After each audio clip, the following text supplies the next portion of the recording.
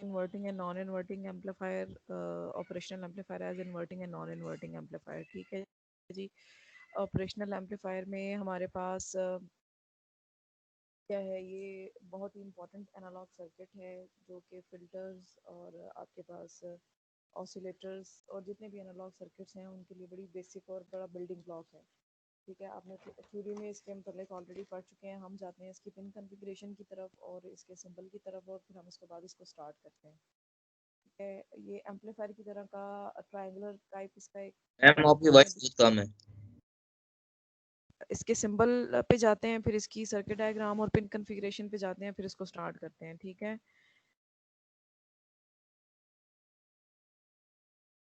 Pin configuration में क्या है, ये हमारे पास 8 पिन आईसी होती है। पीडीएफ मैम नहीं आप जी मैं शेयर करने लगी हूँ। मैं असल में अभी उसको को जो है वो थोड़ा सा तेज करने के लिए मैं कोशिश कर रही थी, इसलिए थोड़ा सा टाइम लग गया। साथ ही मैंने मल्टी सिम को स्टार्ट किया हुआ एक्चुअली।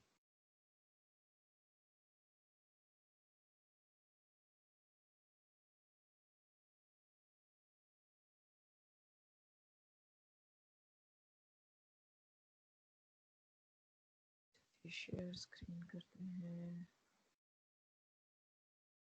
नेक्स्ट में।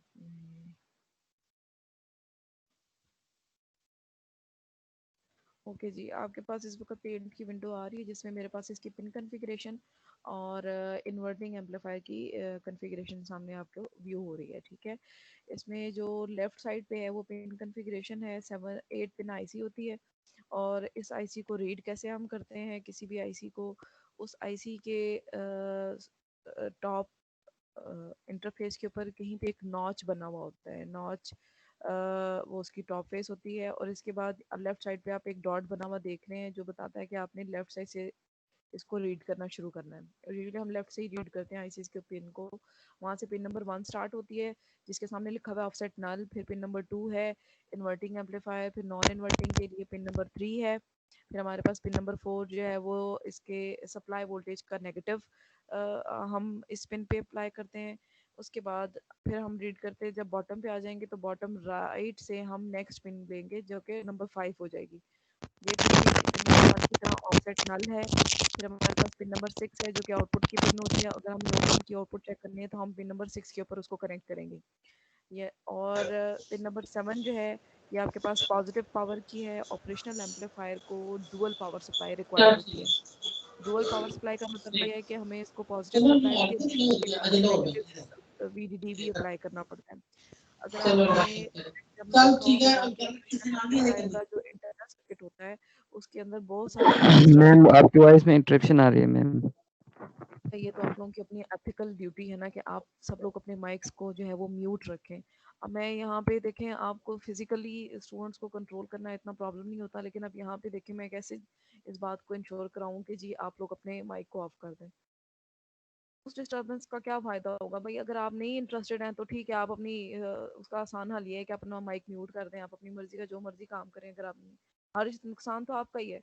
मैं अपना काम कर रही हूँ, मैंने आपको प्रेजेंट करना है, तो कोशिश ये करें कि वो लोग जिन लोगों का कोई क्वेश्चन नहीं है वो अपने माइक को म्यूट कर दें ताकि मेरी आवाज़ जो है ना आप लोगों को क्लियर आए। ठीक है, मेरे एंड पे जब इंटरप्शन होगी तो I am very sorry for that, क्योंकि मेरे बच्चे मेरे साथ हैं और बाज़ दफ़ा जो है ना वो उनको कोई ना कोई जिन्ना आ जाता है और वो बोलना शुरू कर देते हैं। इसलिए मैं कोशिश ये कर रही हूँ कि मेरी तरफ से इंटरप्शंस कम हो और आप लोग कोशिश ये करें कि आप अपने माइक को जो है ना वो म्यूट कर लें। ठीक है, तो हम थे पिन नंबर 7 पर। पिन नंबर 7 पे हमारे पास पॉजिटिव सप्लाई है। बात ये कर रही थी मैं कि हमारे पास जो ओप एम्प का इंटरनल सर्किट होता है, अगर आपने उसको देखा हो तो उसमें नंबर ऑफ ट्रांजिस्टर्स होते हैं, जिसमें कुछ लाइक अगर हम बीजेटीज की बात करें तो पी टाइप और एन टाइप ट्रांजिस्टर्स होंगे। पी टाइप ट्रांजिस्टर के लिए हमारे पास जो सप्लाई होती है वो नेगेटिव वीडीडी रिक्वायर्ड होती है, और जो हमारे पास एन टाइप है उसके लिए हमें पॉजिटिव वीडीडी रिक्वायर्ड होती है। इसलिए हमारे पास जो एनालॉग ओप एम्प का सर्किट है उसको हम जब ऑपरेट कराते हैं तो उसको पॉजिटिव सप्लाई भी देते हैं और नेगेटिव सप्लाई भी देते हैं ताकि हम उसको फुल ऑपरेशनल फुल रेंज में उसको यूज़ कर सकें। ठीक है, पिन नंबर 8 का इंटरनली कोई ऐसा कनेक्शन नहीं है जो हमने यूज़ करना है, इसलिए हमने पिन नंबर 8 का इसकी एक 8 पिन की हायरार्की को फॉलो करने के लिए पिन नंबर 8 अवेलेबल तो होती है, लेकिन इसका इंटरनल सर्किट में किसी कोई कोई कनेक्शन नहीं होता, तो इसको हम नॉट कनेक्टेड और ओपन ही छोड़ देते हैं। ठीक है, आपको इलेक्ट्रिकल सर्किट स्कीमेटिक डायग्राम्स में जो राइट साइड पे मेरा, जहाँ पे मेरा कर्सर है इस वक्त, जो एक ट्रायंगुलर शेप का एक सिंबल है, ये आपको स्कीमेटिक सिंबल मिलेगा। लेकिन अगर आपने फिजिकली ओप एम्प को देखना हो तो वो आपके पास ऐसी ही 8 पिन आईसी होती है जिसको आप यूज़ करते हैं। और उस पिन में आपके पास पिन नंबर 2 इसकी इन्वर्टिंग पिन होती है, pin number 3 non inverting pin है, और पिन नंबर 6 आउटपुट पिन होती है। पावर के लिए हमारे पास पिन नंबर 4 पे नेगेटिव वीसीसी और नेगेटिव वीडीडी, और पिन नंबर 7 पे पॉजिटिव वीडीडी या वीसीसी, जो भी है, अगर वो मॉसफेट से बना हुआ है या बीजेटी से बना हुआ है, अकॉर्डिंगली हम उसको कनेक्ट करते हैं। ठीक है, अब ये मेरे पास राइट साइड पे एक इन्वर्टिंग एम्पलीफायर का सर्किट बना हुआ है। आपको पता है कि इन्वर्टिंग एम्पलीफायर में जो नेगेटिव पिन होती है वो उसके इन्वर्टिंग एम्पलीफाइंग पिन को शो करती है। उससे पहले हम कुछ बात कर लेते हैं कि हमारे पास जो ओप एम्प होता है उसकी कैरेक्टरिस्टिक्स में क्या होता है। आइडियल ओप एम्प की बात करें तो उसका गेन जो है वो इनफाइनाइट होता है। इनपुट रेजिस्टेंस जिसको हम कहते हैं कि नेगेटिव और पॉजिटिव पिन यानी इन्वर्टिंग और नॉन इन्वर्टिंग पिन के दरमियान की जो रेजिस्टेंस है that is infinite, and output resistance is nearly zero. लेकिन ये प्रैक्टिकल की बात है, सॉरी आइडियल की बात है। रियल टाइम में ऐसा नहीं होता। रियल टाइम में क्या होता है कि आपके पास इसका गेन मैक्सिमम यानी हाई होता है in the range of 100,000 and much more than 100,000। इसी तरह से इनपुट रेजिस्टेंस जो होती है वो हमारे पास नियरली 1 मेगा ओम या इससे भी ज़्यादा की इनपुट रेजिस्टेंस ये ऑफर करता है। इसी तरह से आउटपुट रेजिस्टेंस जो है वो फ्यू ओम्स की होती है, बहुत कम होती है, लेकिन आइडली इनमें कुछ ना कुछ मार्जिन आपके पास एग्जिस्ट कर रहा होता है। अब इस सर्किट डायग्राम में अगर आप देखें तो ये इन्वर्टिंग एम्पलीफायर है, और इन्वर्टिंग एम्पलीफायर का जो गेन होता है वो हमारे पास होता है A V is equal to जो आपके पास आउटपुट वोल्टेज आएगी V out divided by V in. ये तो हमारे पास गेन का फार्मूला होता है। ठीक है, इसके अलावा अगर हम इस सर्किट को जो आपने ऑलरेडी सॉल्व किया हुआ है थ्योरी में, अगर हम इसके गेन को नोट करते हैं in terms of externally connected resistors, जो कि इसकी बहुत अहम खसूसियत है। ठीक है, अगर हम इसका आउटपुट एक्सप्रेशन देखें तो ये मेरे पास बन जाता है R F divided by R in. ठीक है, अब आप ये नोट करें कि इसके गेन की डिपेंडेंसी जो है वो इसके इंटरनल सर्किटरी में से किसी भी पार्ट की नहीं है। आपने जो भी गेन इसे लेना है वो इंटायरली डिपेंडेंट है जो आपने एक्सटर्नल रजिस्टर्स इसके साथ कनेक्ट किए हुए हैं। तो ये इसकी बहुत अहम करेक्टरिस्टिक्स है कि ओप एम जो है वो इतना अच्छा एम्पलीफायर है कि इसकी जितने भी इंटरनल सर्किटरी है उसकी कोई डिपेंडेंसी नहीं है इसके आउटपुट गेन के लिए। Output gain is entirely dependent on R F over R in. ठीक है, यहाँ से अगर हम इसकी आउटपुट निकालना चाहें तो ये हमारे पास बन जाती है G V out is equal to what, V in multiplied by R F by R in. ठीक है, यहाँ पे R F by R in जो है ये नेगेटिव होगा। उसकी रीज़न क्या है कि ये मेरे पास इन्वर्टिंग एम्पलीफायर है। इन्वर्टिंग एम्पलीफायर का मतलब क्या है कि आउटपुट जो है वो मेरे पास आउट ऑफ फेज होगी विद रिस्पेक्ट टू इनपुट। ठीक है, यहाँ तक क्लियर है सबको। अब हम आगे चलते हैं इसको मल्टी सिम के लिए। ठीक है जी, एक्सक्यूज मल्टी मी सिम मैम। में जी जी। मैम जो आखिरी फार्मूला आया है जो भी आउटपुट है, ये हम्म, इसके थोड़ा सा काइंडली ब्रीफली बता दें, ये समझ में नहीं आया कैसे है। देखिए ये दोनों ऊपर वाले फार्मूलाज गेन के फार्मूला हैं, दोनों को अगर आप इक्वेट कर ले तो आपके पास वी आउट जो है वो V in multiplied by R F over R in बन जाएगा। ठीक है, ओके मैम, थैंक यू। ठीक है, ये तो ऑलरेडी आपने किया हुआ है ना। इस तरह की अगर थियोरेटिकल प्रॉब्लम होगी तो उसको आप ओमिट कर सकते हैं, क्योंकि वो आप बाद में रिव्यू करके उसको देख सकते हैं। अभी मेन फोकस हम करते हैं कि मल्टी सिम में इसको कैसे कर सकते हैं। मैं आपके साथ मल्टी सिम की स्क्रीन शेयर कर लेती हूँ ताकि हम जो है इसको मल्टी सिम पे देख सकें। ठीक है, मल्टी सिम।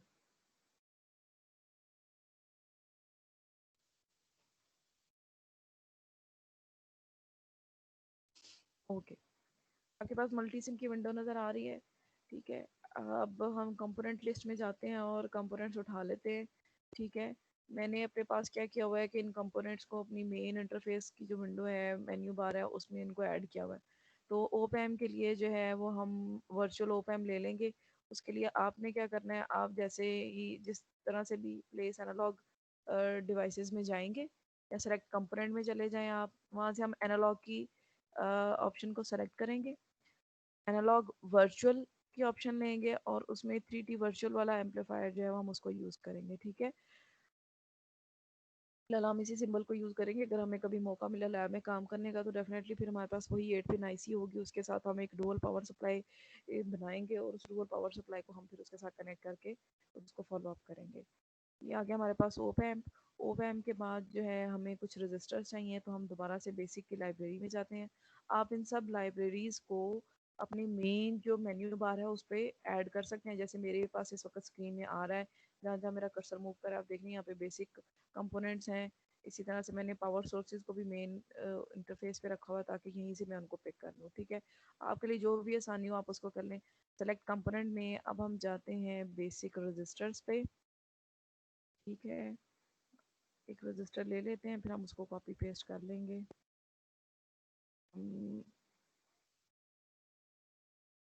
और चलें इसी तरह से कर लेते हैं।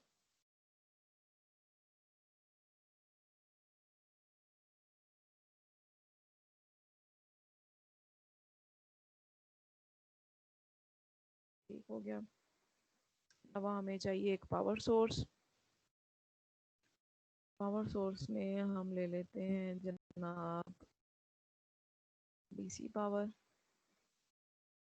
ठीक हो गया, इनपुट पे अप्लाई करेंगे। इसके अलावा हमें ग्राउंड चाहिए।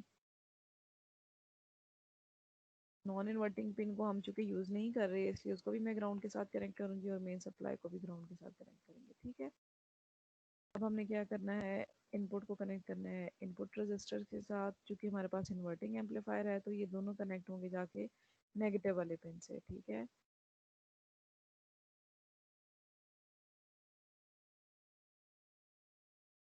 तो रोटेट कर लेते हैं। रोटेट कंट्रोल आर से भी आप इसको रोटेट कर सकते हैं और राइट क्लिक करके भी रोटेट कर सकते हैं। ठीक है जी, यहाँ पे हमने इसको कनेक्ट कर दिया और यहाँ पे ये आउटपुट के साथ आ गया और यहाँ पे हमने इसको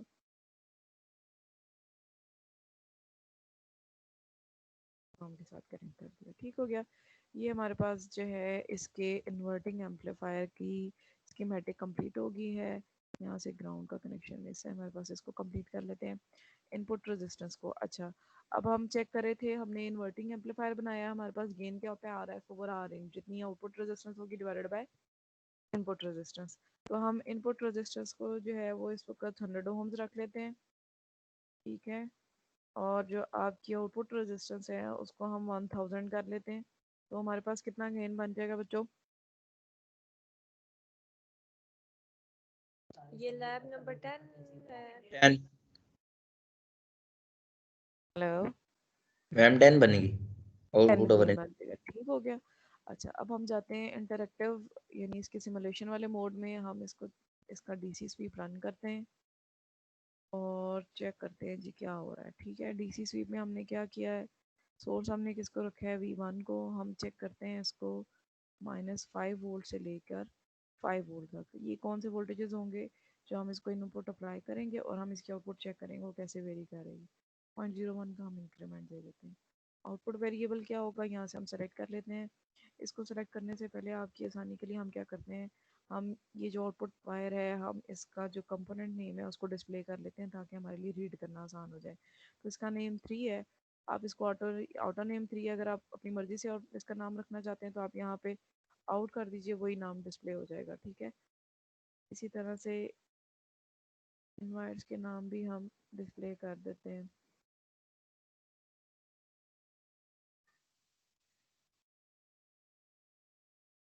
ठीक हो गया, अब हम इसका डीसी स्वीप कर रहे थे तो ये हमारे पास आउटपुट वायर का नंबर आ गया हमारे पास।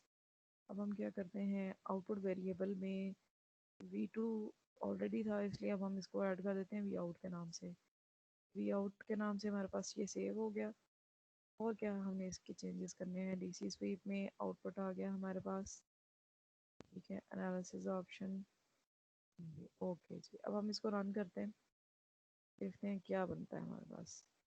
ठीक है, सबसे पहले तो हम इसके बैकग्राउंड को वाइट करते हैं, इसको ज़रा काबले रीड बनाते हैं इसको। अच्छा जी, देखिएगा क्या आपको नज़र आ रहा है इस ग्राफ से, क्या अंडरस्टैंड कर रहे हैं आप लोग?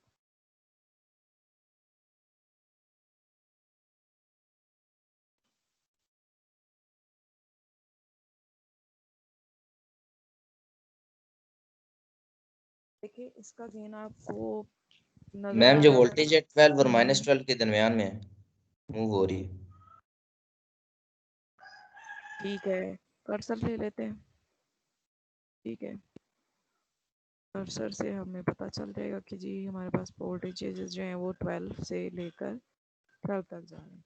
अब हो क्या रहा है देखिए, ये कन्वर्टिंग एम्पलीफायर है और इस वक्त हमने इनपुट पे सिर्फ डीसी वोल्टेज अप्लाई किए हुए हैं। ठीक है, जो कि अब क्या होता है हमारे पास जो कोई भी एम्पलीफायर होता है, जितनी आपने उसकी सप्लाई वोल्टेज सेट की होती है उस वोल्टेज से ज़्यादा का वो गेन नहीं दे सकता आपको। ठीक है, तो ये मेरे पास जो इस वक्त बिल्ट इन मैंने basic virtual analogue amplifier use किया हुआ है, इसकी जो सप्लाई है वो पॉजिटिव और नेगेटिव वोल्ट्स के ऊपर सेट है, -12 पॉजिटिव एंड -12 नेगेटिव के ऊपर। इसलिए जब भी इसका गेन +12 और -12 से ज़्यादा होना शुरू होता है तो वो उसको सैचुरेट कर देता है। और ये चीज़ आपको नज़र आ रही है। हमारे पास आउटपुट रेजिस्टेंस कितनी थी जनाब? RF was 1000 100 1000। 1000 ठीक है, और हमारे पास R in थी जनाब 100। यहाँ से अगर हम इसका गेन निकालें तो ये बन जाता है हमारे पास -10। ठीक हो गया। देखिए अब 0 के बाद जैसे ही 1, आपने सप्लाई वोल्टेज दी है 1। अब यहाँ से अगर हम इसका वी आउट का एक्सप्रेशन देख लें तो वी आउट का एक्सप्रेशन हम ऑलरेडी चेक भी कर चुके हैं, that is equal to -RF by R in, और ये मल्टीप्लाई हो रहा है एक्चुअली वी इन से। ठीक है, अब देखिए हम वी इन को स्वीप कर रहे हैं। वी इन जैसे ही 1 वोल्ट होता है, आर एफ और आर इन की रेशियो हमारे पास 10 है, वो 10 पे चला जाता है। 1 और 2 के दरमियान ये मूव कर जाएगा मोर देन 10 के ऊपर। ठीक है, लेट्स सपोज 2 के ऊपर अगर हम जाए तो ये कितना बन जाएगा? 20।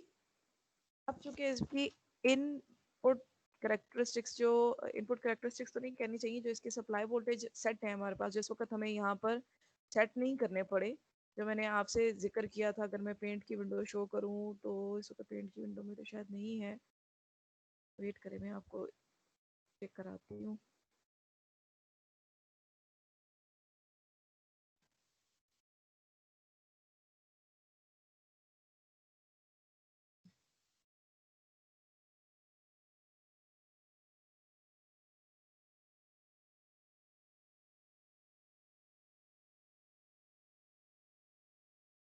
ओपैम्प की हमने क्या कहा था कि इसको फुली ऑपरेशन करने के लिए हमें एक पॉजिटिव वीसीसी चाहिए होता है और एक नेगेटिव वीसीसी चाहिए होता है। ठीक है, पॉजिटिव और नेगेटिव वीसीसी का मतलब क्या है जनाब? ये वो सप्लाई वोल्टेज हैं जो रिक्वायर्ड हैं इसको फंक्शनल करने के लिए। ठीक है, और वो कौन कौन सी पिन पे आते हैं? पिन नंबर 4 पे और पिन नंबर 6 पे। ठीक है, मैं आपके साथ स्क्रीन शेयर कर लेती हूँ ताकि आपको आइडिया हो जाए मैं क्या बताना चाह रही हूँ।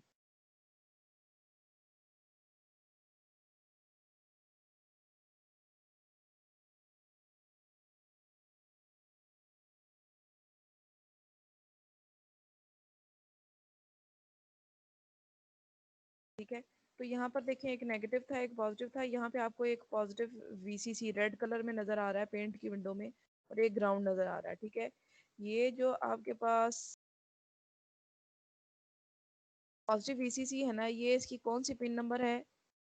पिन नंबर 7 है, जिसके ऊपर हमने पॉजिटिव वीसीसी को कनेक्ट करना होता है। जहाँ पे ये ग्राउंड कनेक्टेड है या माइनस वीसीसी है, तो ये एक्चुअली ओप एम की पिन नंबर 4 होती है, जहाँ पे हमने नेगेटिव वीसीसी को कनेक्ट करना होता है। तो इस वक्त हमने जो इसका मतलब है इसको प्लस माइनस सप्लाई वोल्टेज दोनों रिक्वायर्ड है। तो इस वक्त हमने जो मॉडल यूज़ किया है ओपैम का इसमें मल्टी सिम में, उसके ये वाले वोल्टेजेस जो हैं वो 12 वोल्ट्स हैं। इसका मतलब क्या है कि जैसे ही आपका गेन जो है वो 12 वोल्ट से एक्सीड कर देगा, तो अब इसकी कैपेसिटी 12 वोल्ट से ज़्यादा की नहीं है, तो वो वहाँ पे सैचुरेट कर जाएगा। इसीलिए हमारे पास क्या हुआ कि जैसे ही हमारे पास इनपुट वोल्टेज 1 के बाद 2 पे जंप करती है, चूँकि हमारा गेन जो है वो कितना था? 10 वोल्ट था, तो 10 का मल्टीपल 2, 10 और 2 का मल्टीपल बन जाता है 20। तो उसने अब सैचुरेट हो जाना है 12 वोल्ट्स पे। इसलिए आप इस चीज़ को रियलाइज़ कर सकते हैं कि जैसे ही मेरे पास 1 के बाद के वोल्टेजेस हैं, उनके ऊपर ये वाला गेन जो है वो सैचुरेट हो जाता है 12 वोल्ट्स के ऊपर। ठीक है, पॉजिटिव के केस में भी और नेगेटिव के केस में भी। जब हमारे पास इनपुट नेगेटिव होती है तो आउटपुट पॉजिटिव होती है, क्योंकि ये इन्वर्टिंग एम्पलीफायर है। इसी तरह से जब मेरे पास इनपुट पॉजिटिव है तो आउटपुट मेरे पास नेगेटिव है, जिसको आप यहाँ से देख सकते हैं इस वाई एक्सिस से। तो ये आपको क्या नज़र आ रही है, -12 वोल्ट। तो ये सिलसिला है, इसको हम करके देख लेते हैं। हम क्या करते हैं, इसको 10 वोल्ट कर लेते हैं, गेन को कम कर लेते हैं, हमें पता चल जाएगा कि वो कहाँ पे सैचुरेट हो रहा है। ठीक है, और इसको हम क्या करें,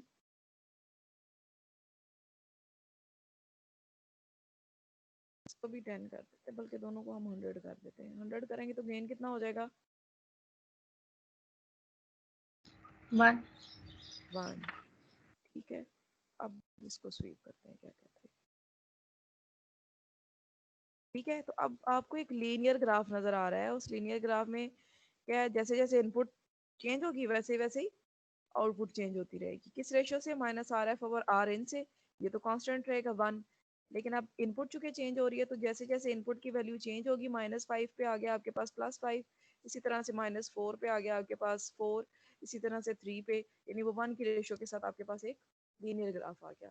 जबकि इससे पहले वाला ग्राफ अगर हम देखें तो वहां पर ये कांस्टेंट था, क्योंकि इसने सैचुरेट कर देना होता है। इसीलिए आप अगर हार्डवेयर पे जाके कभी इम्प्लीमेंट करें या कोई प्रोजेक्ट बनाएं तो आप देखेंगे कि बाज़ दफ़ा ऐसा होता है कि जब आपके input time varying input signal का एम्पलीट्यूड जो है ना, वो उसकी, अब पहली सी बात है, ये हर तरह के इनपुट सिग्नल को एम्पलीफाई नहीं कर सकता, इसकी एक रेंज है। जब वो उस रेंज से ज़्यादा का सिग्नल होगा तो आउटपुट जो एम्पलीफाई हो रही होती है, जैसे हम ऑलरेडी पहले चेक कर चुके हैं साइनोसाइड, तो उसकी साइनोसाइड की जो टॉप की पॉजिटिव पीक है वो कट होना शुरू हो जाती है। इसी तरह से अगर नेगेटिव में सैचुरेशन होगी तो उसकी जो नेगेटिव पीक है वो भी कट होना शुरू हो जाती है। तो आपके पास साइनोसाइड से स्क्वायर वेव बनती जाती है।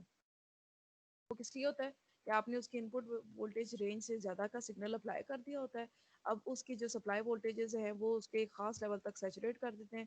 उसके बाद जो आपके पास आउटपुट है वो स्ट्रेट होना शुरू हो जाती है, वो एग्जैक्टली एम्पलीफाइड नहीं होती। आपने अगर ये इसकी करेक्टरिस्टिक्स पे देखो, एम्पलीफायर की करेक्टरिस्टिक्स पे, तो वहाँ पे भी ये चीज़ आपको नज़र आ रही होती है। वो कट ऑफ रीजन्स और सैचुरेशन रीजन को जैसे ही अप्रोच करता है उसका क्यू पॉइंट, तो या तो वो टॉप से कट होना शुरू हो जाता है या वो फिर बॉटम से कट होना शुरू हो जाता है। ये आपने अपनी थ्योरी में देख लिया होगा। ठीक है, अभी तो हमने इसका डीसी स्वीप किया है।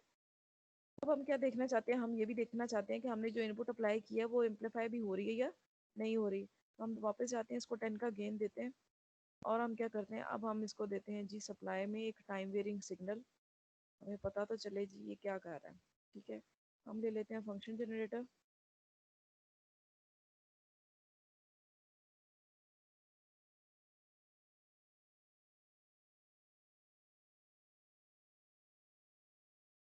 क्या वहाँ से हम एक टाइम वेरिंग सिग्नल अप्लाई कर देते हैं।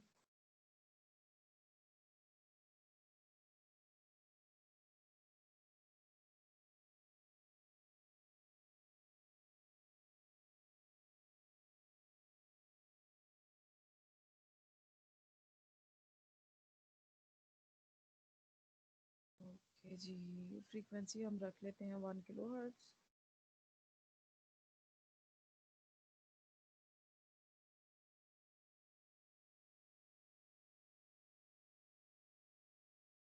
और सिग्नल को हम सेट कर लेते हैं 10 मिली वोल्ट्स पीक, तो 20 मिली वोल्ट्स का पीक सिग्नल आपके पास आ जाएगा। हम स्वीप में क्या करें जनाब बताइए, एसी स्वीप करते हैं। एसी स्वीप में हमने 1 हर्ट्ज से लेकर 10 गीगाहर्ट्ज इन्होंने कर दिए। 10 गीगाहर्ट्ज के बजाय हम यहाँ पर 10 मेगाहर्ट्ज कर लेते हैं। ठीक है जी, रन करते हैं, देखते हैं क्या आता है। ओके जी, हमने इसमें वैलिड आउटपुट नहीं डाली। अब आउटपुट सबसे पहले तो हम वी आउट चेक कर लेते हैं, उसके बाद फिर हम इसका गेन का एक्सप्रेशन डाल के फिर उसको चेक कर लेंगे। ठीक है, गेन जो है वो हमें नहीं चाहिए, इसलिए हमने उसको गेन को ख़त्म कर दिया। अब आप देख रहे हैं कि मेरे पास 10 मिली वोल्ट का सिग्नल था। हम इसका बैकग्राउंड चेंज कर लेते हैं। 10 मिली वोल्ट का सिग्नल था और उसको हमने एम्पलीफाई करके कितना मिली वोल्ट बना लिया, 100 मिली वोल्ट। ठीक है, क्योंकि मेरे पास 10 का गेन था, 10 इनपुट थी, 10 into 10 is equal to 100 millivolt का गेन आ गया मेरे पास। और आप इसके देखिए हमने तकरीबन 1 मेगा तक 10 मेगा तक की फ्रीक्वेंसी सेट की थी, तो आपको नज़र आ रहा है कि बहुत अच्छा सा एम्पलीफायर है जो 10 मेगा तक ऑलमोस्ट जो है वो हमारे पास मिड रेंज गेन, यानी उसका जो वी आउट और वी इन है वो कांस्टेंट नज़र आ रहा है। ठीक है, थोड़ी सी फ्रीक्वेंसी बढ़ाते हैं, आपको पता चले कि ऑप एम्प की जो फ्रीक्वेंसी रिस्पॉन्स है वो कितना अच्छा है। 1 मेगा हर्ट्स की बजाय हम 1 गीगा हर्ट्स कर लेते हैं। आप इसको रन करते हैं, ये फेज रिस्पॉन्स हमें रिक्वायर्ड नहीं है, हम उसको भी नहीं देख रहे।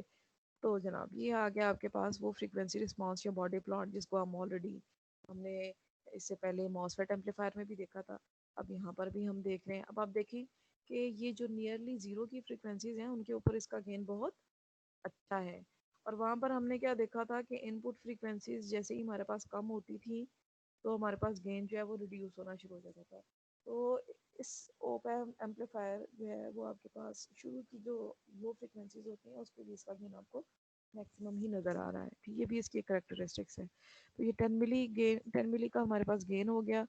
अब हम इसके गेन को स्वीप करते हैं, जो एक्चुअली बॉडी प्लॉट की करेक्टरिस्टिक्स होती है, तो वहाँ पे हम क्या करते हैं, एक्सप्रेशन को डालते हैं। एक्सप्रेशन क्या होना चाहिए हमारे पास, गेन क्या होता है जनाब, वी आउट ओवर वी इन।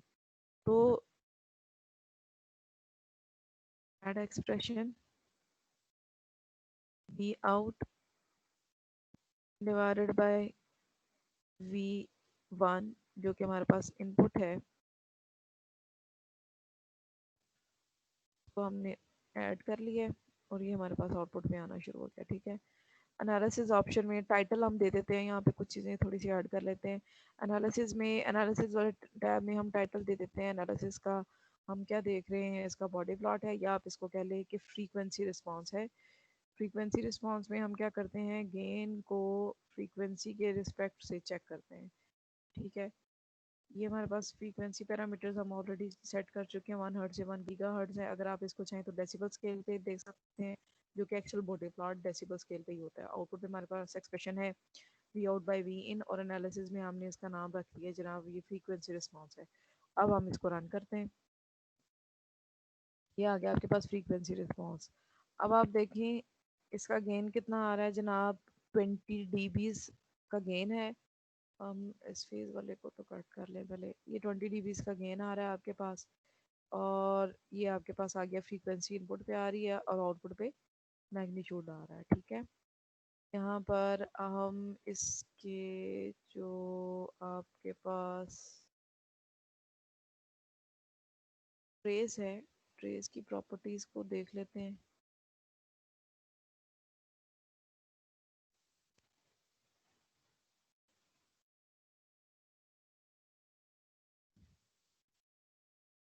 रेड कलर में आ रहा है ट्रेस लेबल, ट्रेस का लेबल क्या है जनाब, वी आउट बाय वी इन। ठीक है, लेफ्ट एक्सिस वाई एक्सिस होता है, उसको हम लेबल कर देते हैं जी, ये हमारे पास क्या है, गेन है, और हम साथ ही बता देते हैं जी ये डेसिबल में है। ठीक है, फॉन्ट साइज आ गया हमारे पास,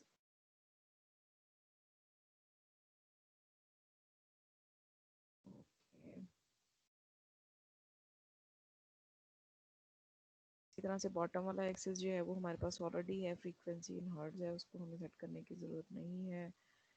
ठीक है जी, जनरल में क्या करेक्टरिस्टिक्स हैं, टाइटल दे देते हैं इसको फ्रीक्वेंसी रिस्पॉन्स।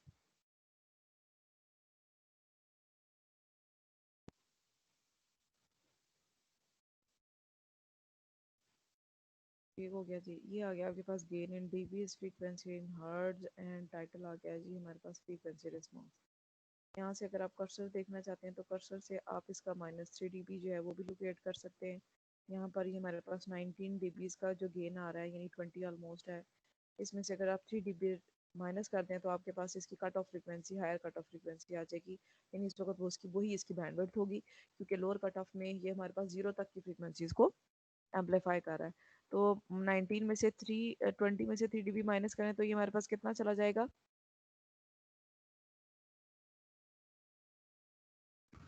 मैम 17। 17। तो यहाँ से हम कर्सर को मूव करते हैं जनाब, 17.9 तक हम चले गए, 17.3 हो गया, 17.2 और ये आ गया 16 पे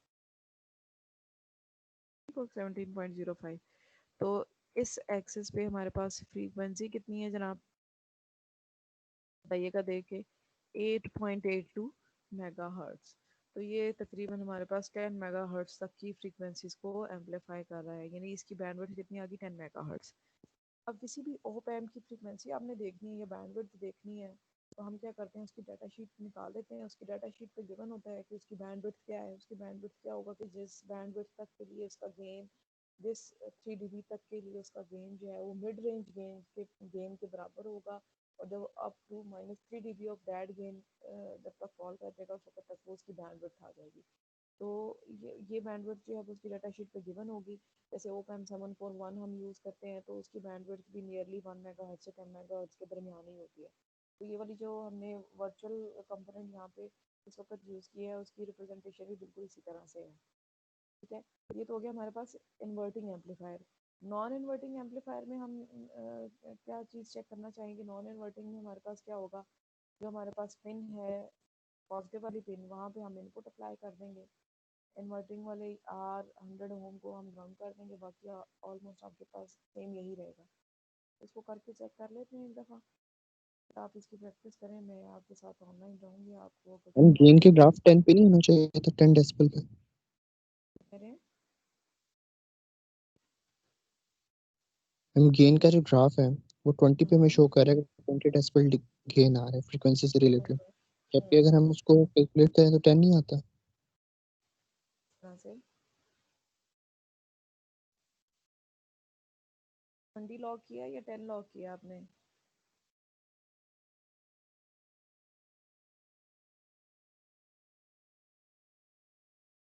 हेलो, जिसमें आपने 20 लॉक किया या 10 लॉक किया। M 10 होगा ना। देखिए हम हमारे पास जो V इन है वो हमने 10 मिली दिया था, और हमारे पास जो आउटपुट पे आ रहा है वोल्टेज वो 100 आ रहा था एम्पलीफाई होके।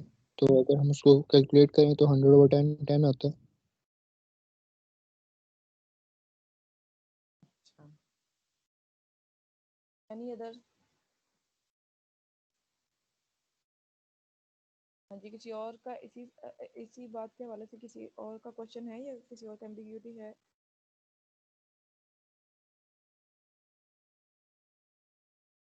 हेलो,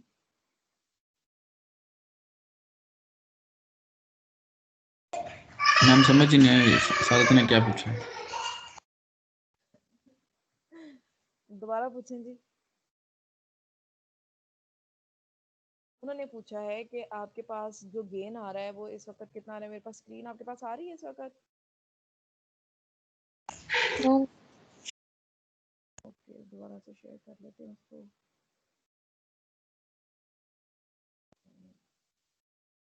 उनका सवाल ये था कि मेरे पास जो गेन को अगर हम फार्मूला से कैलकुलेट करें तो वो बनता है 10, और उसका जब हम डीपी निकालें तो कितने डीबीज आ रहा है, 10 dB आ रहा है, ये कह रहे थे आप।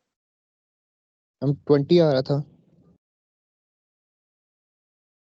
हाँ जी, तो 20 आ रहा था हमारे पास, स्केल पे भी 20 ही आ रहा था।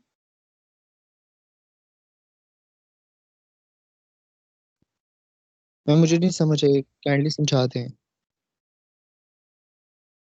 आप रिपीट करें अपना क्वेश्चन फिर।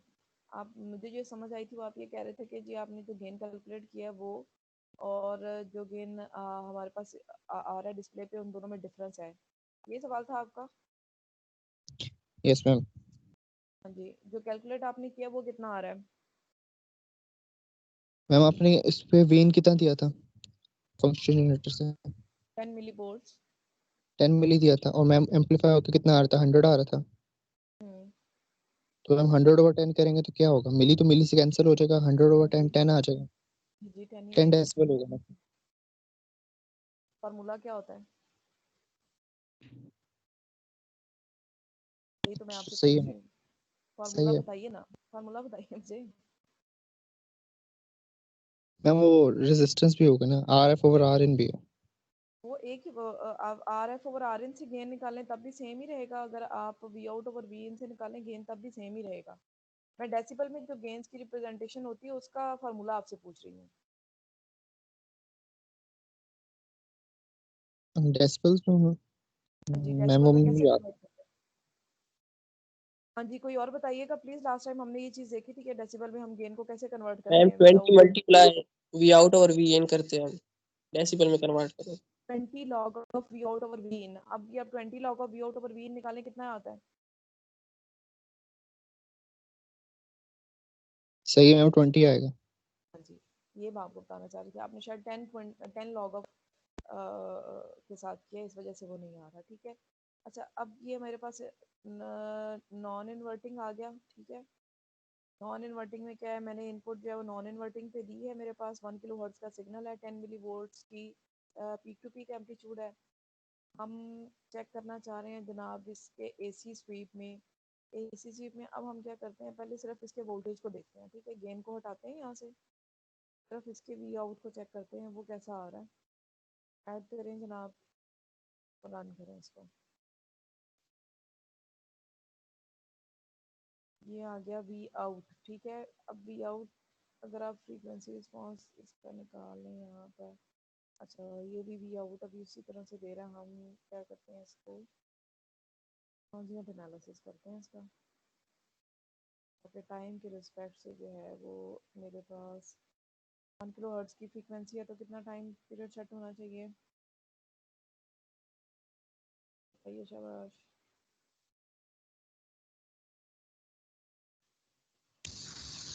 मैम ये टाइम का तो काइंडली बता दें, ये हमें ज़्यादा समझ कोई नहीं आया, किसी ने सही तरह बताया भी नहीं है, तो ये बता दें क्या चीज़? मैम, ये टाइम कैसे सेट करते हैं? टाइम तो बेटा टाइम पीरियड के हवाले से सेट होगा ना। टाइम पीरियड, अच्छा देखिए मेरे पास फ्रीक्वेंसी कितनी है, 1 किलो हर्ट्ज। यहाँ पे मैंने 1 किलो हर्ट्ज सेट किया। ठीक है, 1 किलो हर्ट्ज का टाइम पीरियड निकालें। 1/1 किलो हर्ट्ज करते ना। 10 मिली आ जाएगा 1 हाँ, मिलीसेकंड 1 1 10 मिली मिली आ जाएगा 1 मिली सेकेंड का अगर हम फ्रैक्शन लिखें तो वो कितना बनता है? 0.001। यस ठीक है, इसका मतलब है कि वो मेरे पास एक टाइम पीरियड के हवाले से आउटपुट दिखाएगा। रन करके देखते हैं क्या कहता है। ठीक है, ये टाइम सेटिंग होती है। अब आप देखें कि हमने इनपुट अप्लाई किया था और साथ ही हम आउटपुट चेक कर रहे हैं। ठीक है, हम देखते हैं इनपुट के लिए भी एक प्रॉब्लम आते हैं। देखते हैं अगर वो इनपुट हमें शो करा दे।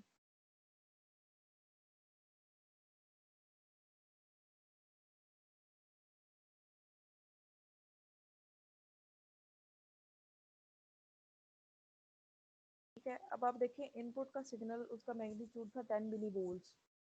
ठीक है, अब हमारे पास एम्पलीफाइड सिग्नल कितना आना चाहिए? वो 200 मिली वोल्ट्स।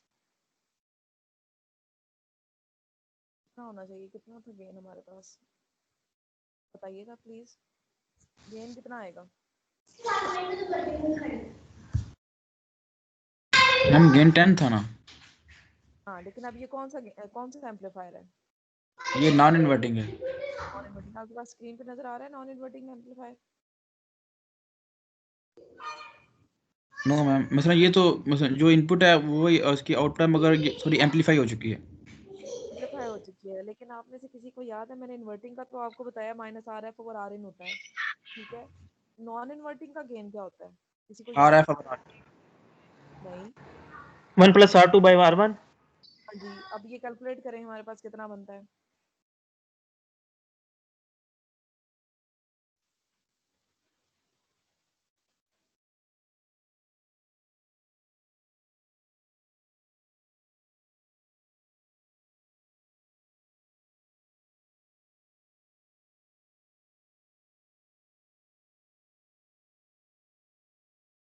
हाँ जी, करिए प्लीज। 1 + RF over Rin। ठीक है, RF कितना है मेरे पास? मैम 1000 शो नहीं हो रही। हाँ जी, 1000 है। और Rin कितना है? 10। 10। कितना हो गया? मैम ये 101 आ जाता है। 101। ठीक है, अब हमारे पास यहाँ पे कितना आ रहा था, ये चेक करते हैं इसको जरा इसमें। ये तो गेन है ना, वी आउट निकालें फिर कितनी आ जाएगी? V out is equal to gain into V in होगा ना। ठीक है, यस मैम। तो कितना बन जाएगा? मैम वी इन कितनी अप्लाई की थी? 10 मिलीवोल्ट।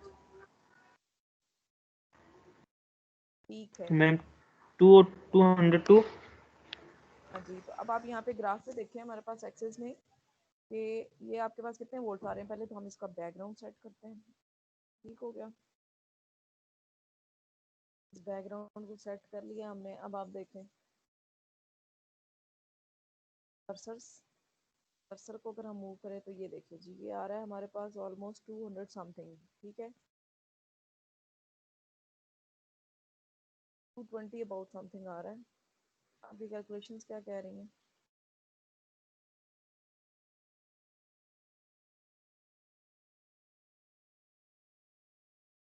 जी, रिस्पॉन्स करें बच्चों।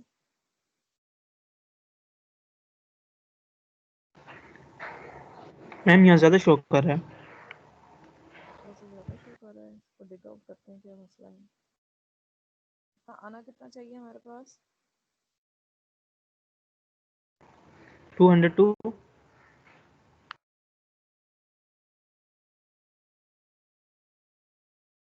10 मिलीवोल्ट पीक का सिग्नल है आपके पास और 1 किलो हर्ट्ज की फ्रीक्वेंसी है।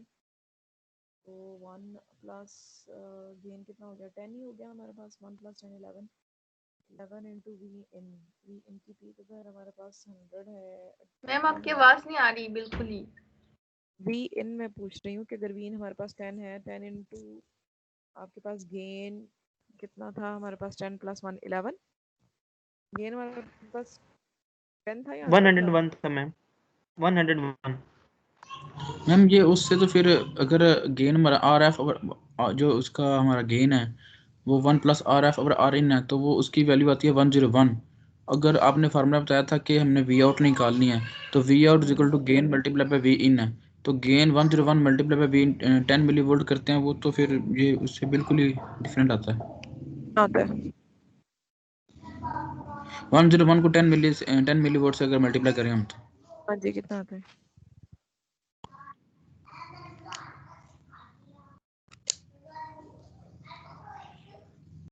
1.01 आता है मैम। ये तो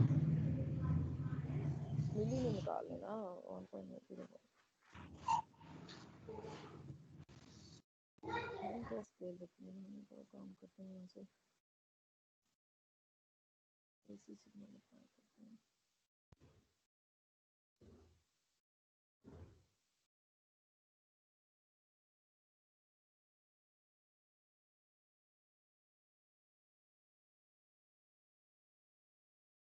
मिली के स्केल पे देख लेना, मिली के स्केल पे कितना आएगा। बाकी लोग भी देखें, बाकी लोग भी चेक करें ना, मिली के स्केल पे ये कितना आएगा।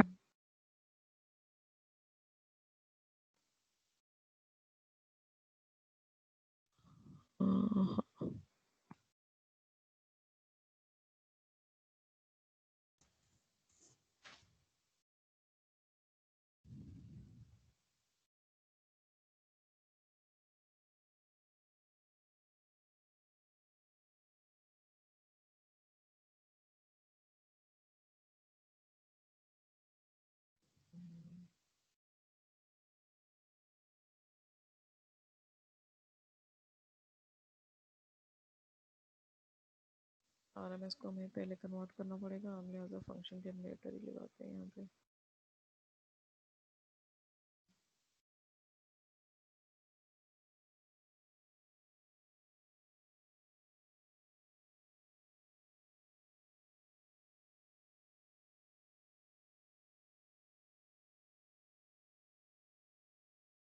जी बच्चों, कैलकुलेट करें ना।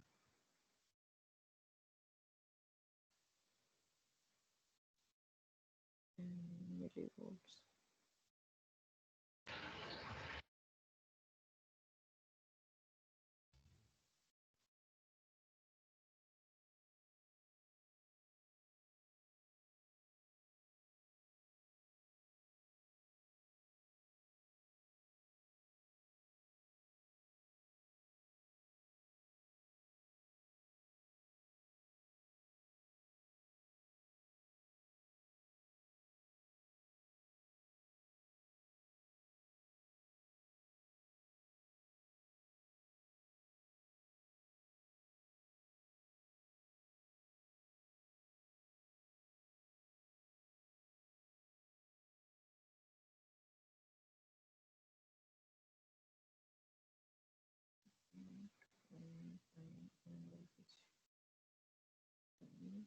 है मेरे पास मिलीवोल्ट्स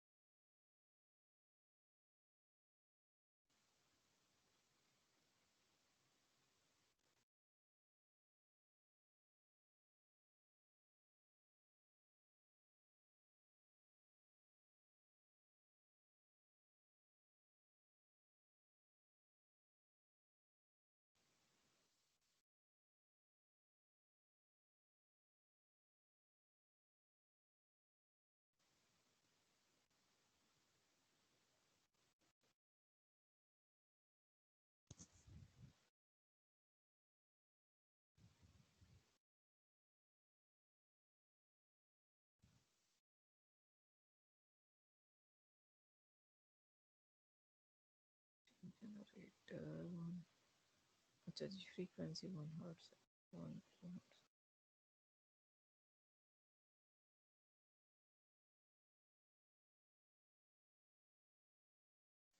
जी हमारे पास आउटपुट कितनी आ रही है इस वक्त जनाब आपके पास आ रही है 109 पॉइंट समथिंग मिली वोल्ट्स कितना आता है आपने कैलकुलेशंस की होगी बताइएगा अब कितना आ रहा है आप लोगों के पास हेलो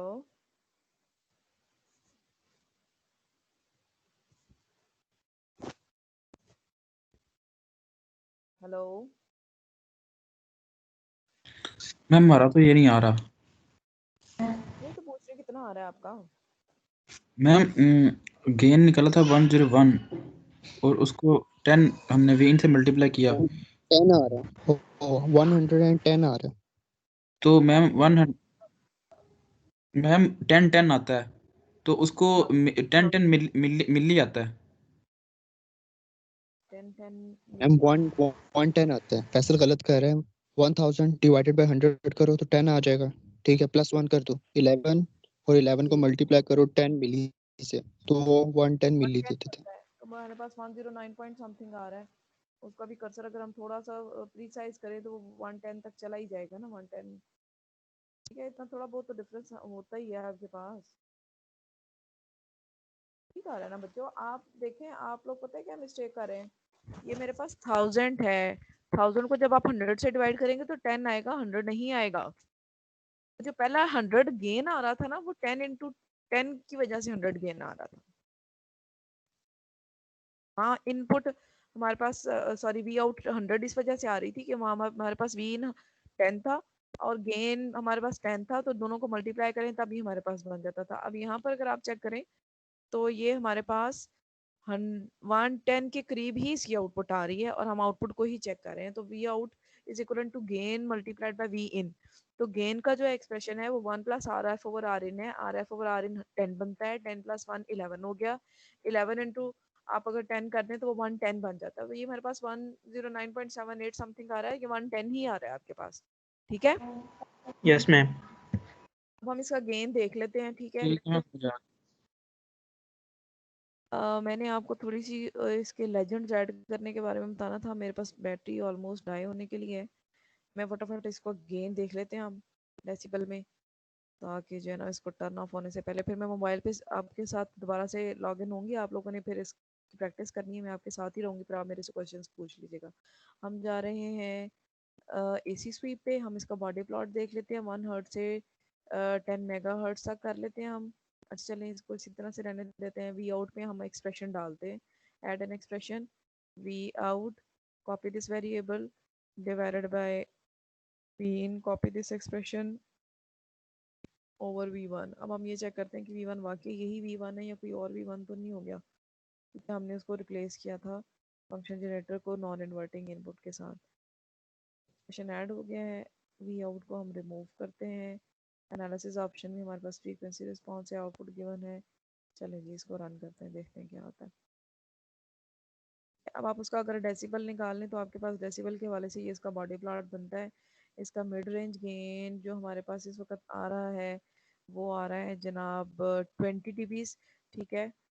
और निकाल के चेक कर लीजिएगा कैलकुलेशंस में, अगर कोई मिस्टेक हुई तो फिर हम उसको डिग आउट कर लेंगे।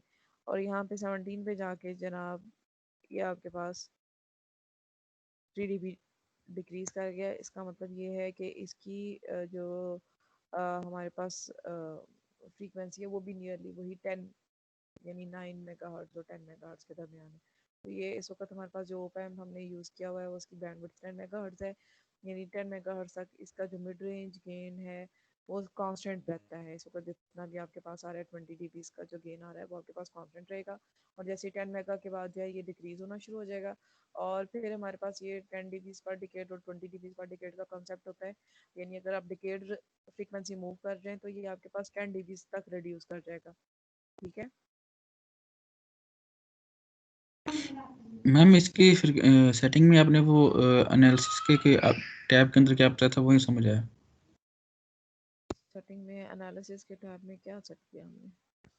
अरे मेरा ख्याल सिर्फ टाइटल दिया उसको। यहाँ पे मेरे पास स्वीप लिखा हुआ आ रहा था ना, तो मैंने इसको टाइटल दे दिया। जो एनालिसिस का टाइटल है ना, मैं उसको, क्योंकि जब आप देखिए रिपोर्ट बना रहे होंगे तो चीज़ें बहुत प्रिसाइज होनी चाहिए ना, आपने टाइटल टाइटल सब इसी तरह से मेंशन करने हैं।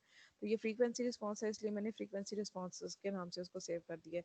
इसी तरह से आप इसमें लेजेंड्स ऐड कर सकते हैं। अगर आपके पास 2 ग्राफ्स हैं तो आप इन सारे प्रॉपर्टीज़ बार को एक्सप्लोर करें, आपके पास बहुत अच्छा खूबसूरत किस्म का ग्राफ बन सकता है। जैसे यहाँ पे मैंने फ्रीक्वेंसी लिखी है, यहाँ पे गेन लिखा है। तो ये आपके पास पहले V1 लिखा हुआ था, ये आउटपुट लिखी हुई थी।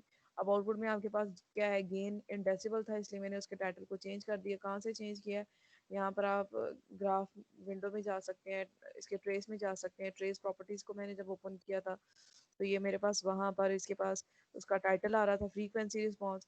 फिर लेफ्ट एक्सिस पे आपके पास फ्रीक्वेंसी एक्सिस था, वहाँ पे मैं सॉरी गेन एक्सिस था, वहाँ पे मैंने गेन लिख दिया डीबीज में।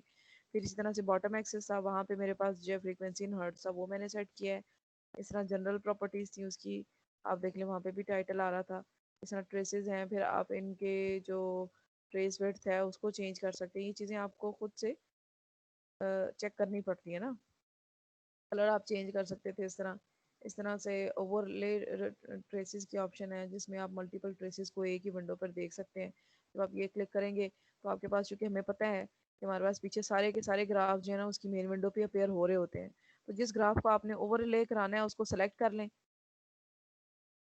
वो दोबारा इसी के ऊपर आ जाएगा। पता नहीं कौन सा ग्राफ सेलेक्ट हो गया, इस वजह से वो अब जो भी आउटपुट बन रही थी वो उसने शो कर दिया। इसको कैंसिल कर देते हैं,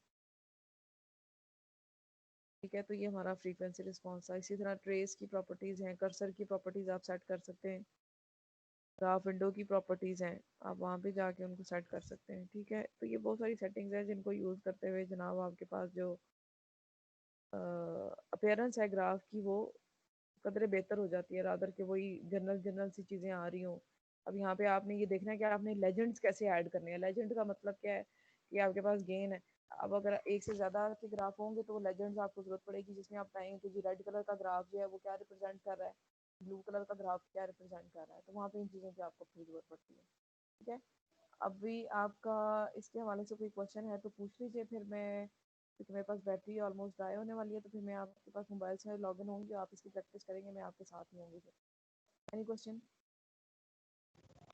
मैम बेसिकली ये जो अभी हम लैब करेंगे इसके अंदर हमने आउटपुट वोल्टेज चेक करने एम्पलीफायर के इन्वर्टिंग के और नॉन इन्वर्टिंग के एसी एनालिसिस के थ्रू, और इसका फ्रीक्वेंसी रिस्पांस भी हम एसी एनालिसिस के थ्रू ही करेंगे, एसी स्वीप के थ्रू करेंगे।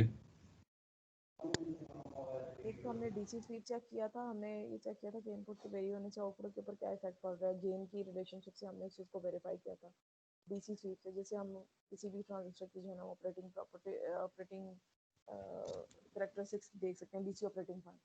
फिर हमने इसको मैम क्योंकि उसके अंदर देखते मैम थे उसके तो अंदर हमने ऑल्टरनेटिंग सिग्नल की एम्पलीफिकेशन भी चेक की थी, और फिर हमने उसका बॉडी प्लॉट यानी फ्रीक्वेंसी रिस्पॉन्स भी देखा था। दोनों चीज़ें हैं, ये सारी चीज़ें आपने इसी तरह से डिस्कस करनी है जैसे मैंने आपके साथ डिस्कस किया, इन्वर्टिंग की भी, नॉन इन्वर्टिंग की भी।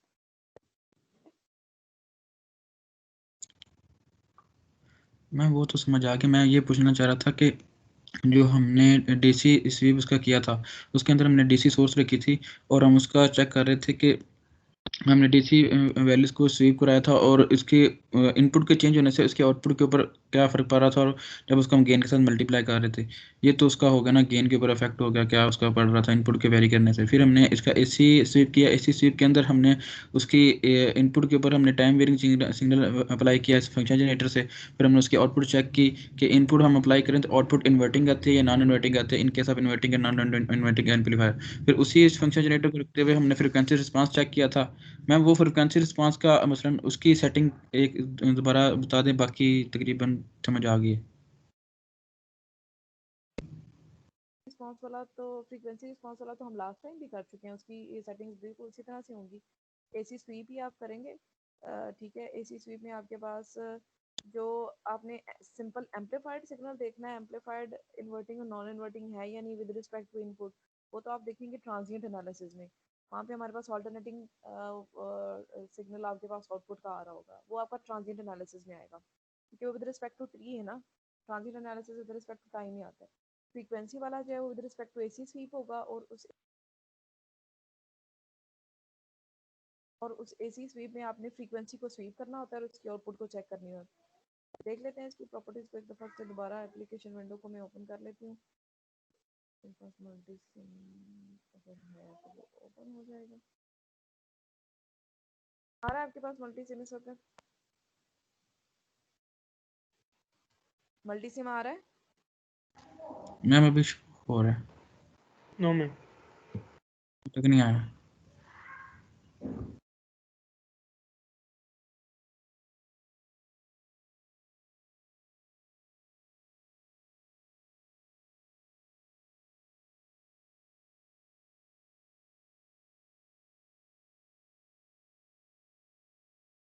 अब आ रहा है?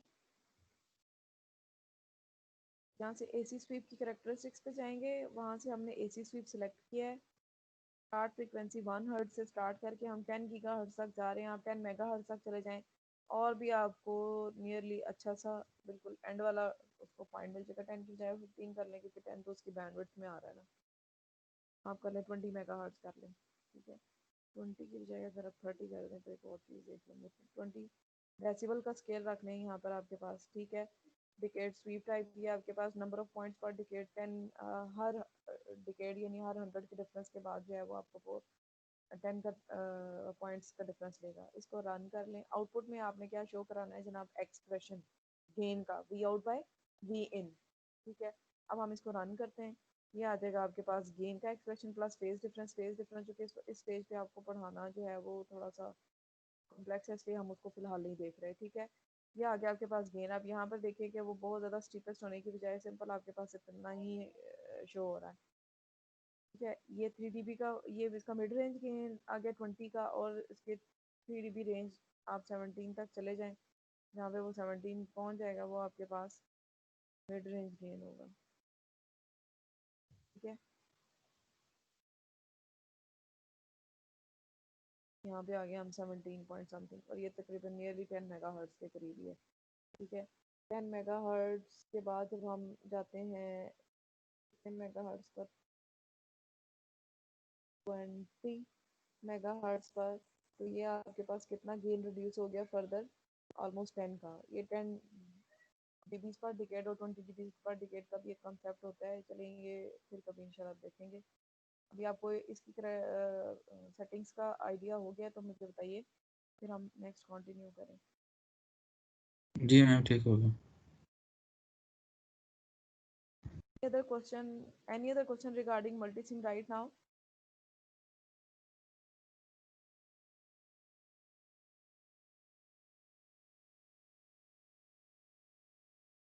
ओके जी, अभी तो मुझे लगता है सब सोए हुए हैं। जब प्रैक्टिस करने लगेंगे तो फिर किसी से कुछ नहीं होगा। मैं एक दफ़ा दोबारा से आपको बता दूं कि आपने कंपोनेंट्स में जाना है, वहाँ से आपने एनालॉग लाइब्रेरी को देखना है। एनालॉग लाइब्रेरी में जाएंगे जब आप,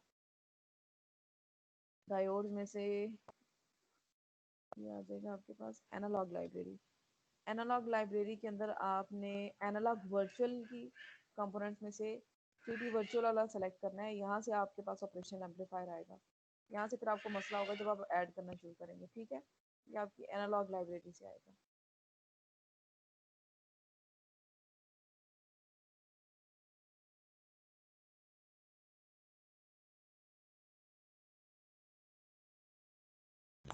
मैम ये जो ओप एम्प 3T वर्चुअल हमने यही इस्तेमाल करेंगे ना इस स्लैब के अंदर, तो कोई वो नहीं है ना कि कोई दूसरा इस्तेमाल करें नंबर? इसमें फिलहाल आप ये वर्चुअल वाला ही करें। आपके टास्क में ये होगा कि आप कोई भी ऐसा ओप एम्प यूज़ कर लें।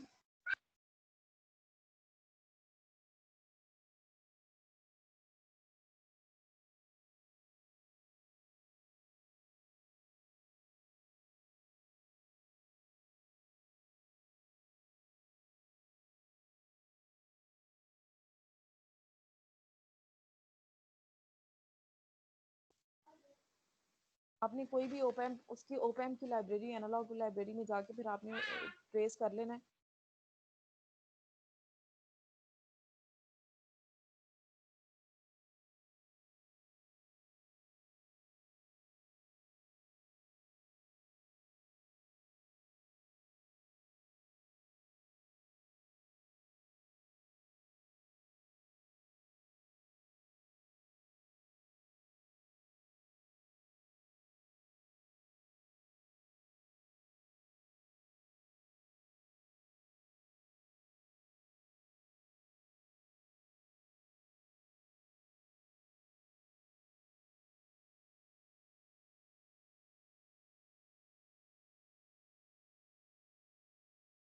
वर्चुअल वाली लाइब्रेरी में जाना है और वहाँ से इसको देख लेना है। अभी तो हम वर्चुअल यूज़ कर रहे थे बिल्कुल आइडियल, उसमें मेरे पास मुझे सप्लाई की ज़रूरत नहीं थी, ठीक है।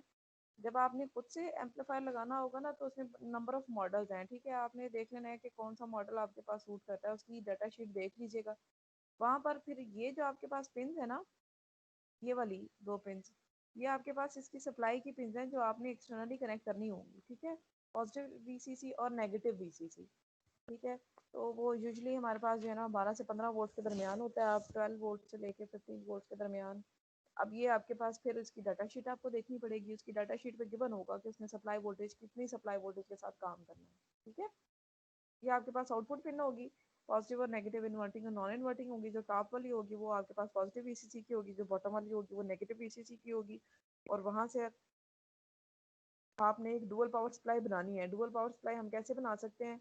हमने 2 पावर सप्लाईज लेनी है और उनको जनाब हमने इस तरह से कनेक्ट कर देना है, ठीक है। तो यहाँ पर इसका ये वाला जो कॉमन होगा ना, ये सर्किट के ग्राउंड के साथ चला जाएगा। ये पॉजिटिव और नेगेटिव है। ये जो आपके पास आ रहा है ये हो जाएगा पॉजिटिव 12 और ये हो जाएगा नेगेटिव 12। एक तरीकाकार तो ये है। हम फिजिकली भी इसी तरह से उनको रिप्रेजेंट करते हैं, ठीक है। दूसरा तरीका क्या है कि आपको अगर इस तरह से समझ नहीं आ रही तो आप क्या करें, 2 अलग-अलग से सोर्सेज ले लें। जैसे ये सोर्स है मेरे पास, ठीक है। इस सोर्स में आपने क्या करना है कि जो पॉजिटिव वाला है उसमें पॉजिटिव वाले को पॉजिटिव के साथ कनेक्ट कर दीजिएगा। तो यहाँ पे इसके नेगेटिव को ग्राउंड कर दें। इसी तरह से दूसरी सप्लाई लेनी है आपने और उसके नेगेटिव को इसके साथ कनेक्ट करना है।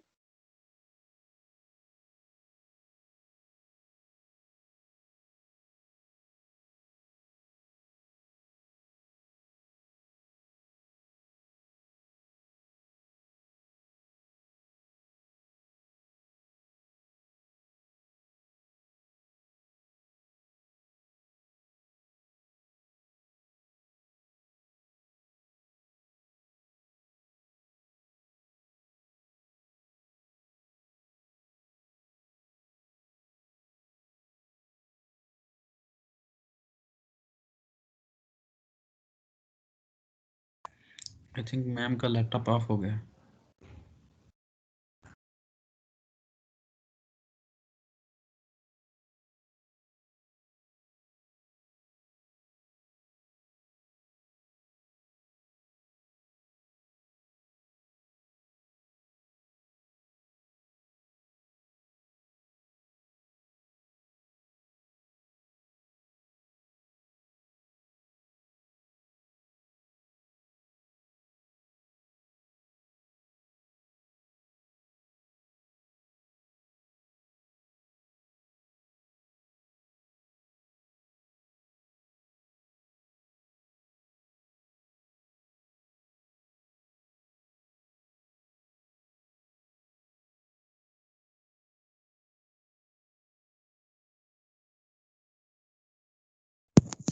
हाँ जी, अस्सलाम वालेकुम।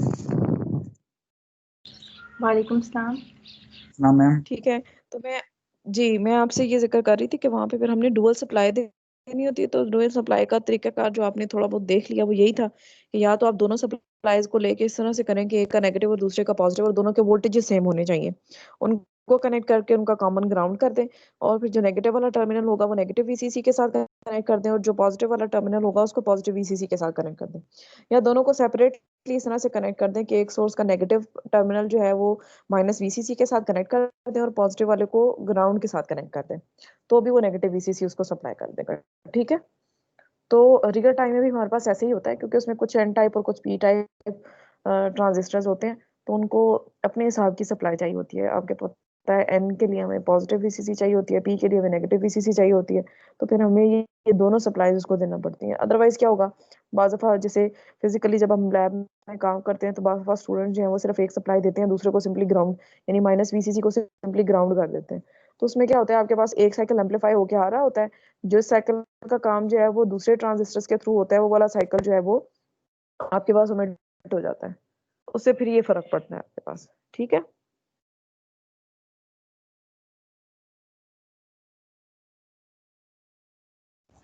मैंने मैं फ़र्क वाली बात समझ। देखिए, कहने का मकसद ये है कि अगर आप उसकी दोनों डुअल पावर सप्लाईज़ उसको नहीं देते, तो उस सूरत में क्या होगा कि बाज़ दफ़ा आपके पास जो ग्राफ में सिग्नल एम्पलीफाई होके आ रहा होता है, अब देखिए टाइम वेरिंग सिग्नल में हमारे पास एक पॉज़िटिव हाफ होता है, एक नेगेटिव हाफ होता है। ये हो सकता है कि आपके पास एम्प्लीफिकेशन में पॉज़िटिव हाफ वाला साइकिल जो है वो फुल एम्प्लीफाई हो रहा हो, लेकिन नेगेटिव हाफ साइकिल जो है वो आपके पास एम्प्लीफाई होके ना आ रहा हो, ठीक है? तो जिस नेगेटिव साइकिल को जिन ट्रांजिस्टर्स ने डील करना था, अगर उनकी वीसीसी नहीं है प्रॉपर, तो क्या होगा कि वो उसको फिर एम्प्लीफाई नहीं कर सकेगा। ये डिफरेंस होगा। जी मैम, समझ आ गई।